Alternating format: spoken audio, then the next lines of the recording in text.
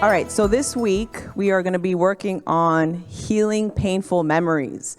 Before we get started, we want to talk about emotions and the impact of our emotions when it comes to painful memories. Painful memories, whether we are conscious of them or not, do have an emotional impact. They do create emotions within our bodies. And so we're going to talk about what emotions are.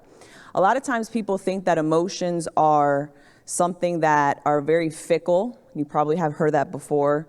Things that we cannot see, things that are very abstract. And yes, I understand when people say these things. I mean, there's a part of it that's true. But I'm here to let you know today that emotions are very concrete. Emotions actually do get stored in the body. Emotions are a physiological response, and they are hormonal. If you have given birth in the room, I mean, I'm sure that you are familiar with PPD and PPA, postpartum depression, postpartum anxiety, the hormones that leave your body after the labor and all the things can impact a woman's psyche. And so very much when people say, well, emotions are fickle, that's a lie. Emotions are hormonal and they are a physiological response. I like to say that emotions are energy in motion. Energy in motion. Emotions are absolutely powerful. And so since we know that emotions are hormonal, we're going to talk about the 4 feel-good hormones. Has anyone ever heard of that concept before? No, the 4 feel-good hormones before we talk about how we can heal our painful memories.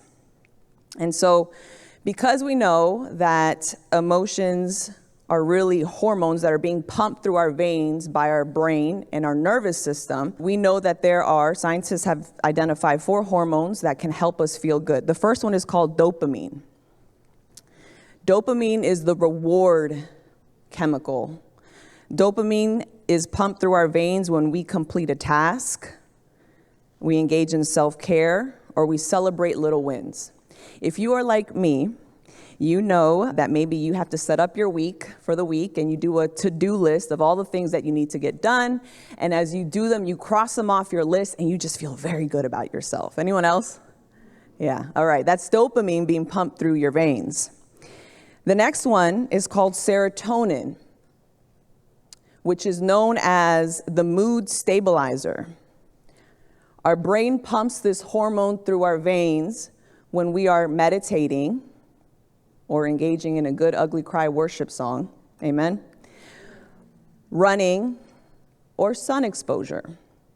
Now, if someone has maybe some depression, their brain is not producing sufficient serotonin in their system, and that's why they're unable to stabilize their mood. So the first thing that counselors that would advise them, I'm sure you've heard of Bethany saying this, is get out and get in the sun. You want to learn how to hijack your hormones so that you can hijack how to feel good? That's how you do it. The third one is called endorphins. And this is known as the painkiller. We can access this feel-good hormone through laughing. Anyone ever get into a good conversation with a good girlfriend and you just can't stop laughing and cracking up? Yeah, you feel really good after that conversation. Watching a comedy. Exercising. I don't know about you ladies, but I have never left the gym angry. No, not once. It's hard to get in there, but once you're in there and you leave, you feel really, really good. That's your body pumping endorphins through your veins. And also even smelling essential oils as well, we can access endorphins. And the last one is oxytocin. Oxytocin, which is known as the love hormone. Our brain pumps oxytocin through our system when we are maybe playing with a pet, cuddling our babies or a family member, and believe it or not, giving a compliment. So if you want to feel that love hormone, give someone a compliment today.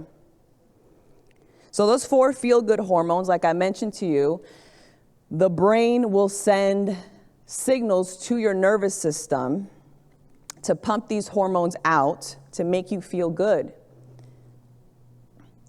But if that can happen when we feel good about ourselves, the same is true when we feel poorly, when we feel bad.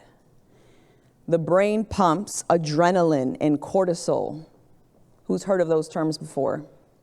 Adrenaline and cortisol through your system. And those hormones are associated with the stress responses. And we may feel anxiety, fear, and anger with those hormones. So why am I talking about hormones today? I mean, what's the importance of this? Because the reality is that our painful memories create an internal script within us, an internal dialogue that we play consciously or subconsciously over and over and over again. And as we learn through CBT, our thoughts impact our feelings. So if you have this internal dialogue, this script within you about who you are, about other people, about what the environment is in relation to you, you are maybe subconsciously pumping not so feel good hormones through your system. So we'll be talking about how painful memories drain spiritual and emotional energy on the next slide. As I go through these 4 things, I would love for you ladies to go ahead and ask yourself these questions. How painful memories drain spiritual and emotional energy. They can lead to a general sense that something is wrong. Are you the type of person that walks into a room and just feels like something is going to go down? Second, they can immobilize you through fear. Third, may cause you to avoid certain feelings or situations. And lastly, may lead to a denial of reality. That is how our painful memories, our internal scripts, the beliefs that we have accumulated about ourselves through our traumatic childhoods can drain our spiritual and emotional energy. So we want to be very, very mindful of that. So let's talk about the brain, shall we? I have a picture of the brain out here for you. I also have a cute little picture of a hippopotamus with a hat. I'll get into those things in just a little bit. I assure you, I am not trying to insult anyone's intelligence here with this slide. I try my best to break things down in the way that I digest information. Okay, so I have faith and believe that all you ladies are intelligent, but we're going to go ahead and try to get through this very complex material in a way that I understand things, okay? All right, so we have what is known as the upstairs brain and the downstairs brain, according to neuroscientists. The upstairs brain consists of the neocortex, or the prefrontal cortex, or sometimes people just call it the cortex because it's a mouthful. And it doesn't begin to develop until the age of 5 years old. From 5 years old, it starts to develop, and then it gets solidified around the age of 25, 26 years old. That's why you cannot reason with toddlers, all right? Now, the downstairs brain is 2 parts of the downstairs brain. The limbic brain, which Bethany did talk about a few weeks ago, and we're going to go over that in just a little bit. The limbic brain is the emotional or the feeling brain. It is the part of you that is responsible for emotions and behaviors associated with survival. Now, the reptilian brain is all instincts. It's known as your dinosaur brain. So 2 components of the downstairs brain is the limbic brain and the reptilian brain, associated with your survival brain, and it sits on top of your spinal cord. Easy access to the nerves to send the appropriate signals necessary for survival.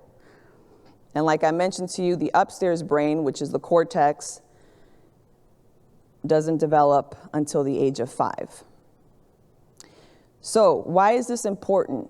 So if you were a child that is growing up in trauma and dysfunction and chaos, you do not have the capacity to really logically see your way through the trauma that is happening.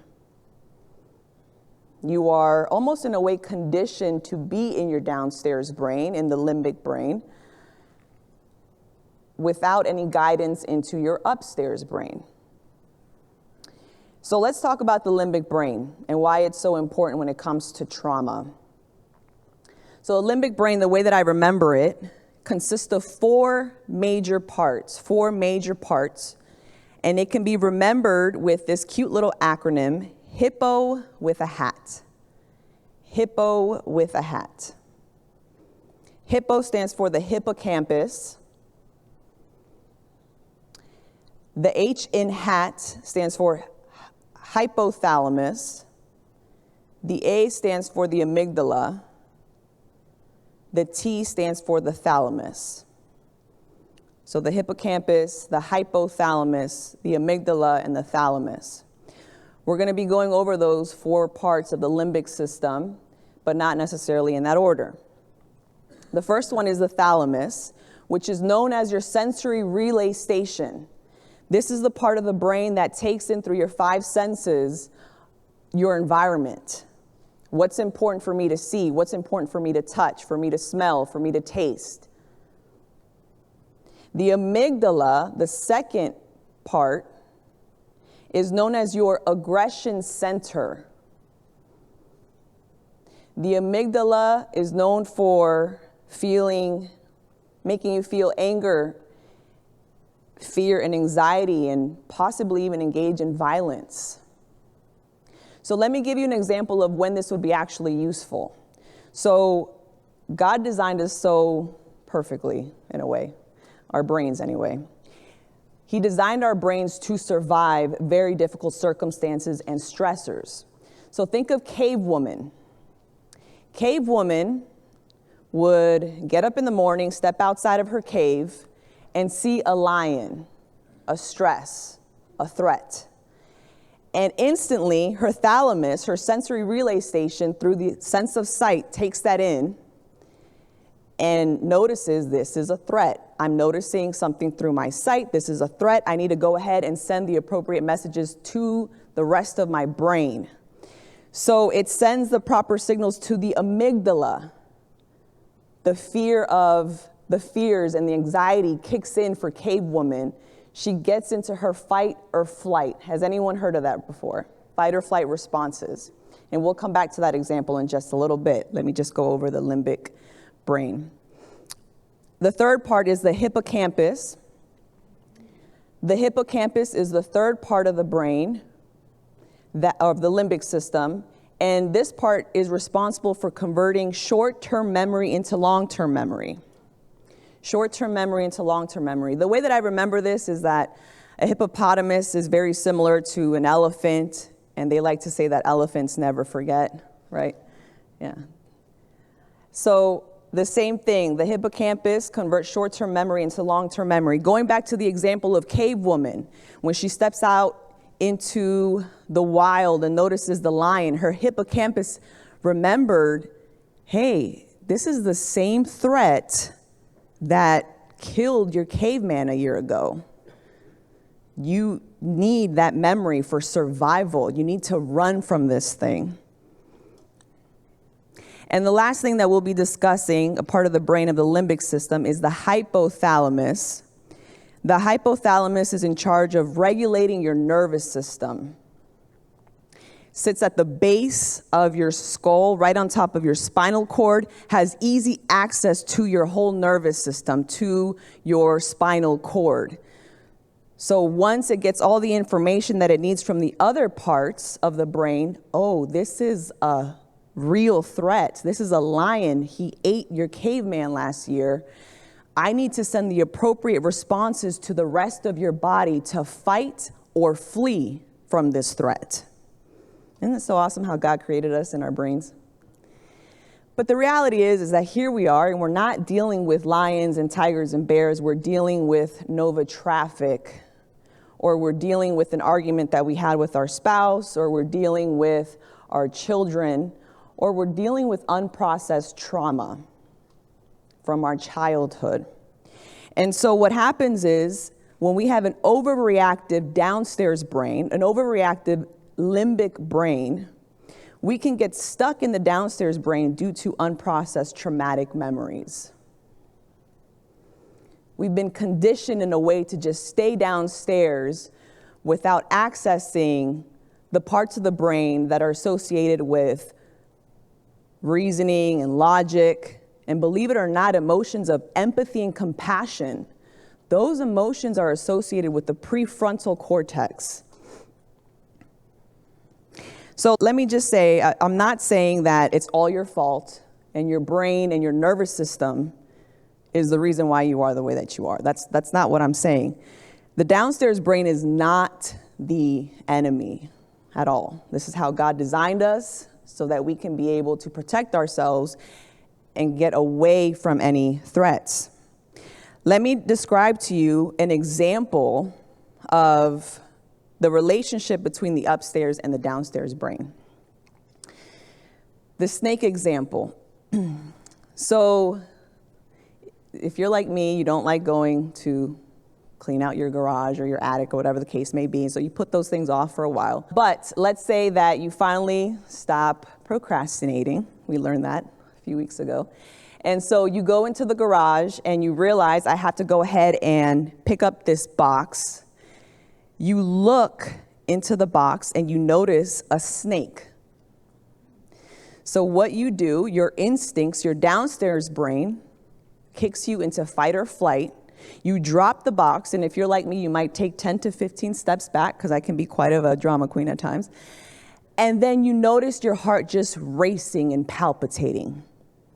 Your body is getting you ready to fight or flight from this stressor, from this threat. Your palms are sweaty, your throat may get really dry, you may scream for your husband to come and save you, or maybe that's just me. And then about a minute or two or three later, after you did that big theatric show, you notice it's not actually a snake, it's a garden hose. Who's been there, or am I the only one? Yeah. That is the relationship between your downstairs brain and your upstairs brain.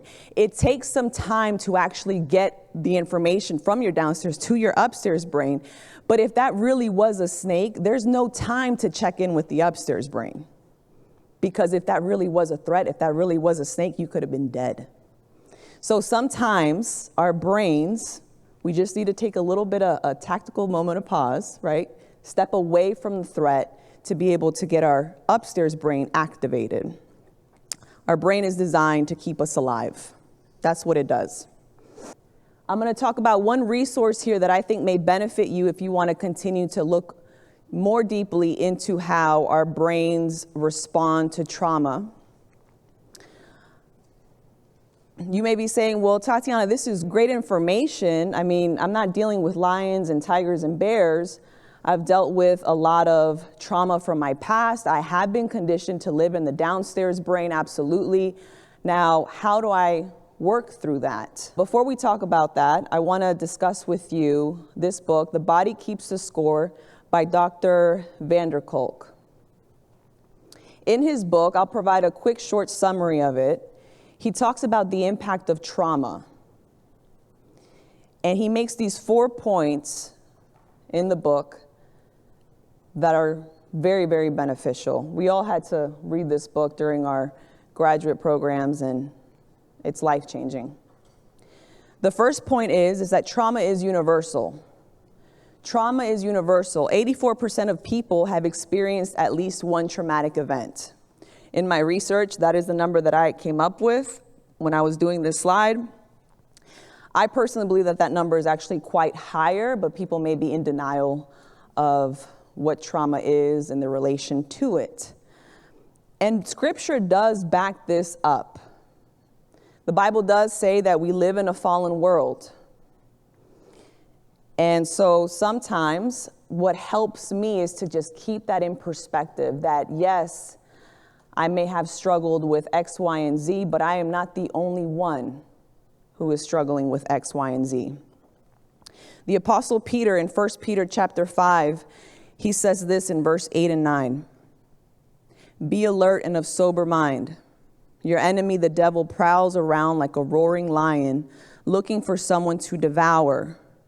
Resist him, standing firm in the faith, because you know that the family of believers throughout the world is undergoing the same kind of sufferings. That gives me so much hope because anytime I become too self-focused, woe is me in this area, woe is me in that area, I go back to the scripture and I remind myself that I'm not the only one that has experienced X, Y, and Z. Now, a word of caution, we don't want to engage in what psychologists call comparative suffering. Has anyone heard that term before? Comparative suffering. Comparative suffering means that we, in a way, invalidate ourselves, our emotions, and our experience because we begin to compare our suffering to the suffering of others. And this is what it looks like. Well, I can't be having a difficult time because I'm not like the kids in that third world country who are struggling, who are hungry. We almost dismiss ourselves. So it's a beautiful balance of being able to validate our experiences, our emotions, without getting sucked in and consumed by that woe is me pity party that I'm sure we've all gone through. So that scripture verse is absolutely powerful. So he tells us this, Dr. Van der Kolk, that trauma is universal. He also tells us that trauma becomes physical symptoms.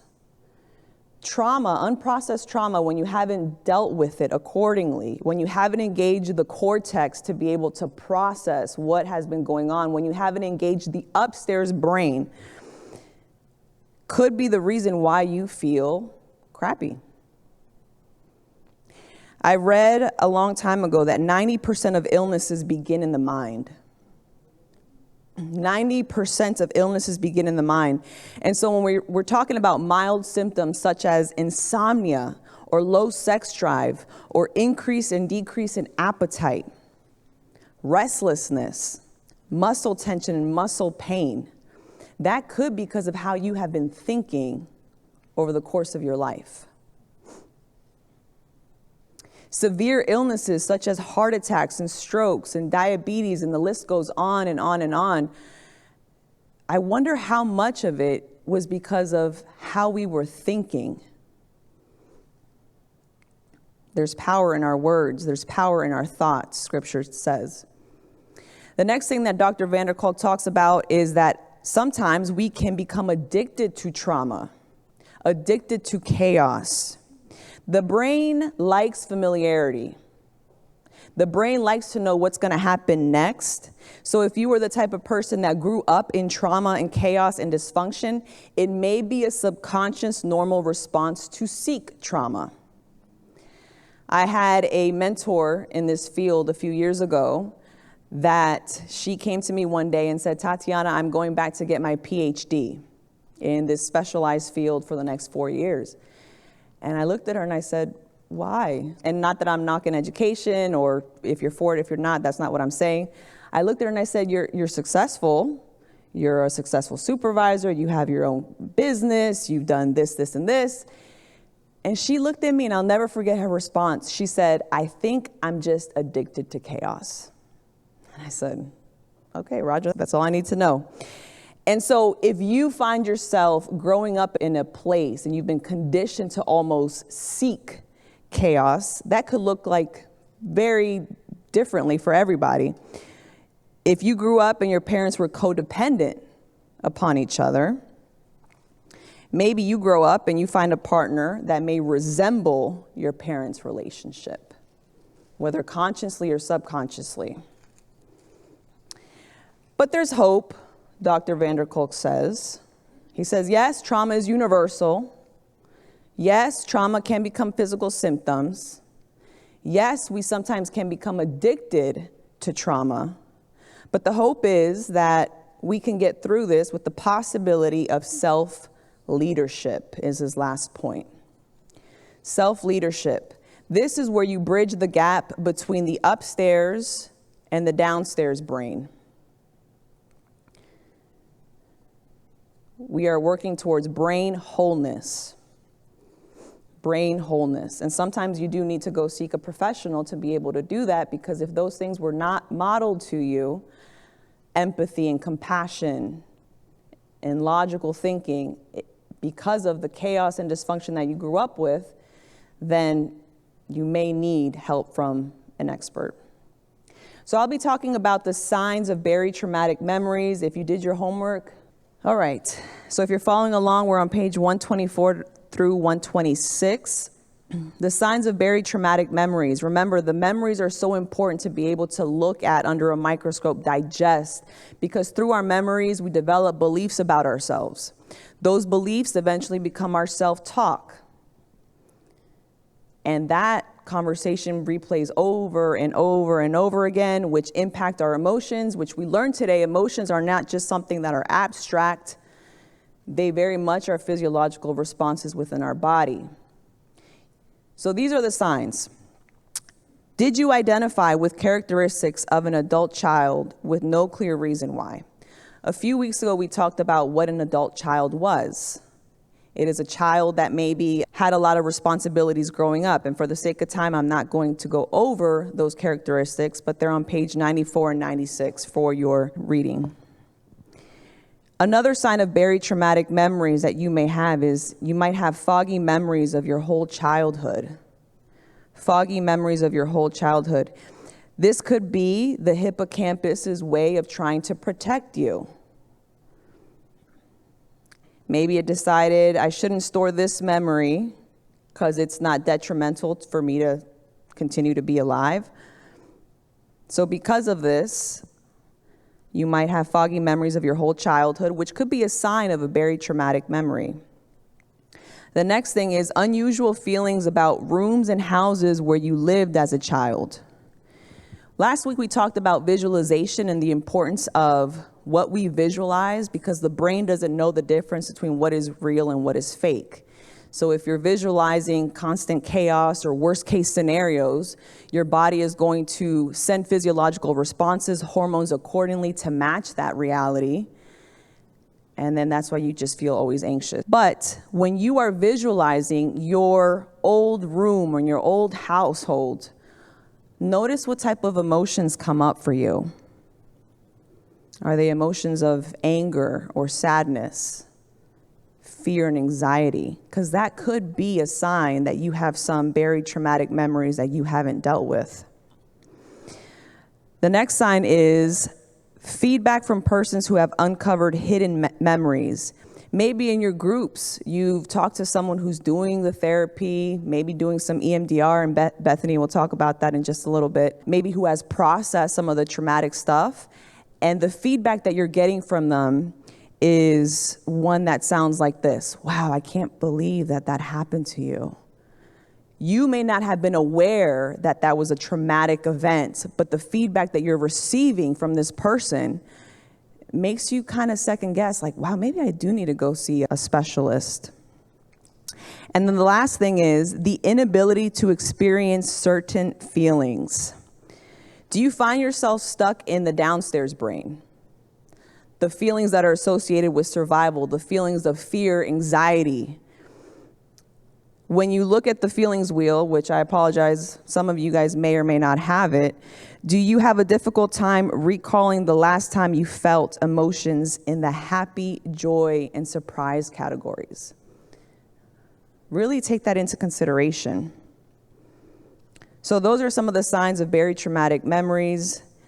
And now I hand it over to Bethany. She'll be talking about recovering unremembered memories. So one of the ways that you guys are already doing this first one, recovering unremembered memories, is listening to others. So by coming here, attending the group, you're listening to other people's stories, other people's experiences. Maybe you can relate to some, maybe you cannot relate to others, and that's fine. Just the act of listening to others can help you maybe remember, oh yeah, I did feel that way growing up, and it can kind of spark other memories that you might have. Another way is to talk to safe relatives. This sometimes can be difficult in a dysfunctional family because there may not be a safe relative. However, if you have a safe relative that is still alive, you talk to them, get some information from them. It's kind of like putting the pieces of a puzzle together. When you think of your childhood, there might be half of the puzzle missing because there's just so much information that you're not aware of or that you didn't know. So sometimes talking to these safe, I emphasize safe relatives, can be helpful to kind of piece that puzzle together. Another way is returning to childhood places. So you could go to drive by your old house. Has anyone here ever gone to like a childhood home and like knocked on the door to see if you could go in? Yeah. Did they let you in? Yeah. So I've heard of people doing that. They'll just go up to the house that they grew up in. They'll knock on the door. The people will let them in, and they just going in the house, going in the yard, going in the neighborhood, the stores, your schools, playgrounds, that can bring up different memories from your childhood as well. And then the last one is one-to-one counseling. And I emphasized EMDR here. So if you guys, I don't know if you guys realized or not, I was not here last week. If you didn't realize, I was not here last week. I was doing an EMDR training, which stands for Eye Movement Desensitization and Reprocessing. So I texted Tatiana this weekend when I was preparing for this, and I was like, this is perfect information for the training that I just went to. So I've drank the EMDR Kool-Aid, so I'm a little like hyped up on EMDR. So I'm going to give you a little information of what I learned last week, and now that I've taken the very long 40-hour training, I'm going to start implementing EMDR here at the Counseling Center along with Julianne, who already does EMDR as well. So with trauma, it, like we've talked about before, it physically changes your brain. And I really liked how Tatiana broke down the brain. I've said before, I'm so fascinated by the brain. I think it's an amazing part of our body, and especially in the counseling field, I just always want to learn more about the brain. So I thought Tatiana did a really good job. It can also be really confusing to identify all the parts of the brain. So I thought Tatiana did a really good job of breaking it down. And it fit perfectly with everything that I learned last week with the EMDR training. So with EMDR, you're basically working in the downstairs brain. So with traditional therapy like CBT, DBT, talk therapy, you're working with the upstairs brain. And so when you get to doing the EMDR, you're focusing on processing and reprocessing those memories in the downstairs brain. Most types of therapy like CBT can touch pieces of the downstairs brain, but it doesn't really get into the weeds of the downstairs brain. So CBT, cognitive behavioral therapy, and EMDR are great conjuncture therapies because they work with both parts of the brain. CBT with the upstairs brain, EMDR with the downstairs brain.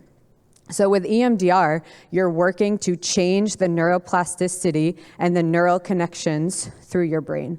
So you're taking the information, the memories that you have from your childhood, which your brain purposely kept in that downstairs brain during that time for survival. So you were in the dysfunctional family, so your brain said, I need to be in survival mode. I can't process these emotions or these thoughts right now because it's not safe. And so with the EMDR, you are now in a safe environment where you can process those thoughts in the downstairs brain. So when that disturbing event occurs, it gets locked like in that downstairs part of the brain. So the picture, the event, the sensory, the smells, that all gets locked in the downstairs brain. So EMDR is working to reprocess that by looking at the image, thinking about the image, and then reprocessing those neural connections.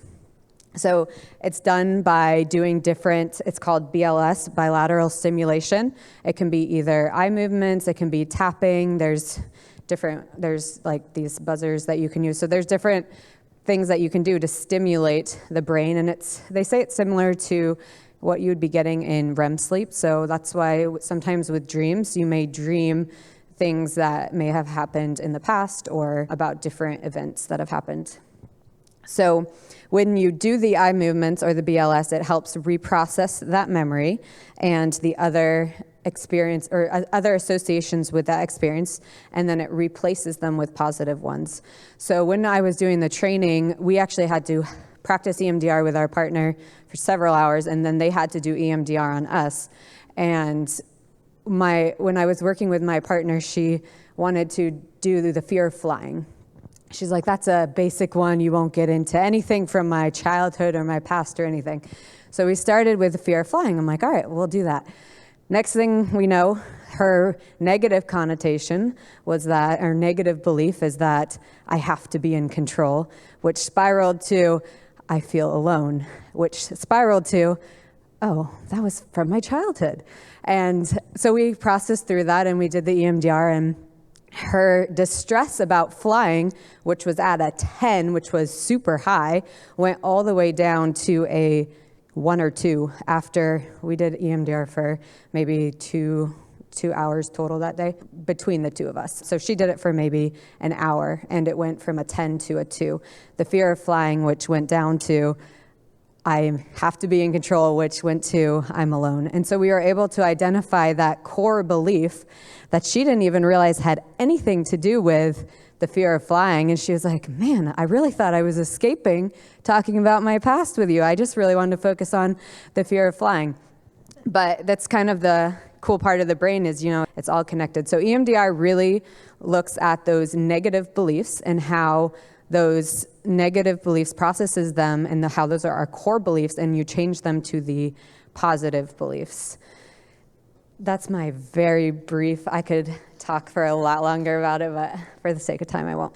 So one way of healing painful memories is to tell the painful memories to others. So also, like we talked about, listening to others, you can tell those painful experiences and events to others. Now, this does not mean go and tell every single person your entire life story, right? Obviously, there needs to be some discretion in making sure that they're safe people to tell to a therapist, a really trusted friend, but make sure that you have a good support system. So, all right, I'm going to talk about EMDR again. So with EMDR, one of the main things is that you have these supports in place before you start EMDR.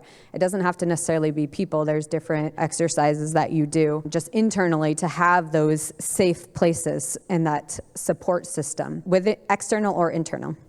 So same with telling painful events to others. You want to make sure that you have a support system before you start telling your trauma to others. And again, you have to be careful about who you tell it to and what you're hoping to get out of it, and just thinking about how it's going to help you if you tell this person. But it can be very therapeutic to tell somebody your painful experience, whether it's a friend, trusted friend, or a therapist. Because sometimes when we keep things, I know we've talked about this before, when you keep it inside, you feel shame, you feel guilt, you feel yucky. And so when you release that and you share it with somebody, then that's it's taking it out from being hidden, and it's releasing, and it's not giving that event as much power as if it's kept internally. It's releasing some of those emotions. Which leads me to my next point of releasing built up emotions. So this is a really important piece of healing. So this really allows you to look back and identify the emotions and understand the emotions. I think one thing that a lot of people have in common is they're not always good at identifying their emotions. So you can say the basic emotions, oh yeah, I'm happy, I'm sad.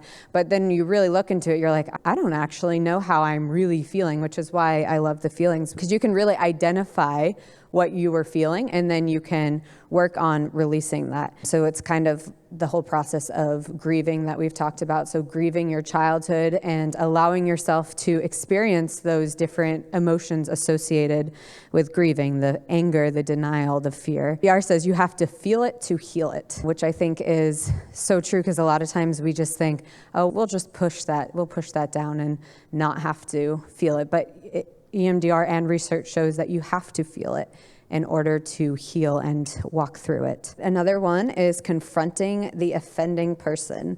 So this could depend how you do it, depending on the situation. The person may not be alive, the person may not be a safe person to confront, but you can do this. I think we've talked about before, like writing a letter where you don't actually send it to them. So you could write a letter and then burn the letter, but you're still confronting that person internally and writing out everything that you wish you could say to them. Maybe you would write a second letter and actually send that letter if it was a safe person to send it to. But you can confront them verbally if you feel like that would be helpful for you. Maybe it is a person that you can or you need to set boundaries with, and you need to confront them to set those boundaries, and that can be a very healing process. And then the last one is adding Jesus to the memory. And I love this because when I was going over this, it made me think back to my life and difficult things that I went through. And thinking of the memory, I made myself think, am I adding Jesus to that memory? What does that mean to add Jesus to that memory? And I think that for me, it goes back to different Bible verses that show me that Jesus was with me during that time, even though in the moment it felt like he wasn't, or it felt like I was alone. And so thinking back to those painful times, are you adding Jesus to that memory? Are you allowing him to walk you through that memory? I mean, therapy, EMDR, all that is great and helpful. But I think what we have a benefit to the secular world is we can add Jesus to that healing process. So in Psalm 147:3, which is one of my favorite verses, it says, he heals the brokenhearted and binds up their wounds. So I ask you, are you allowing him to bind up your wounds? So these are some coping skills for healing painful memories. So one thing you can say is, I cannot. Well, that seems kind of silly initially, right? Why would I say I cannot when I'm trying to think of a coping skill? But the additional part is I cannot heal myself. And I think a lot of times we as humans can be very independent. I know I am a very independent person. And so sometimes I think I can do everything myself. And that's when, Jesus kicks me in the butt and says, no, you cannot do it by yourself. You need me. You need other people. You need maybe counseling. So I cannot heal myself. I cannot erase or heal my past. And then the additional statement would be God can. God can bring healing to my life. And then the next one is if you're going to let him or not. So I am going to let him. I will face the pain. I will share it with others who are trustworthy. And in all of this, I am giving my painful past to him. All right, and then I want to end just with these Bible verses. I already read the second one, Psalm 147:3, but on the first one is Isaiah 54:4. Do not be afraid, you will not suffer shame. Do not fear disgrace, you will not be humiliated. You will forget the shame of your youth. And then Psalm 34:18, the Lord is close to the brokenhearted and saves those who are crushed in spirit. And then this last one from Psalm, the Lord is my shepherd, I lack nothing. He makes me lie down in green pastures. He leads me beside quiet waters. He refreshes my soul. I love that translation of it, refreshes my soul. He guides me along the right paths for his name's sake. Even though I walk through the darkest valley, I will fear no evil, for you are with me. Your rod and your staff, they comfort me. You prepare a table before me in the presence of my enemies. You anoint my head with oil, my cup overflows. Surely your goodness and love will follow me all the days of my life, and I will dwell in the house of the Lord forever. To me, this is a staple verse that I had to memorize when I was growing up. And during the time, I was like, okay, yeah, I have to memorize this for Bible class. And now looking back on it, it is also one of my favorite verses because it shows that even though, like, God is telling us there will be dark times, and I know you guys all have experienced dark times, but even though you will have dark times, that Jesus will be with you through it. And so that brings me back to, are you going to let him walk you through it? Are you going to allow him to be in that memory with you? There's a place for me. I'm a child.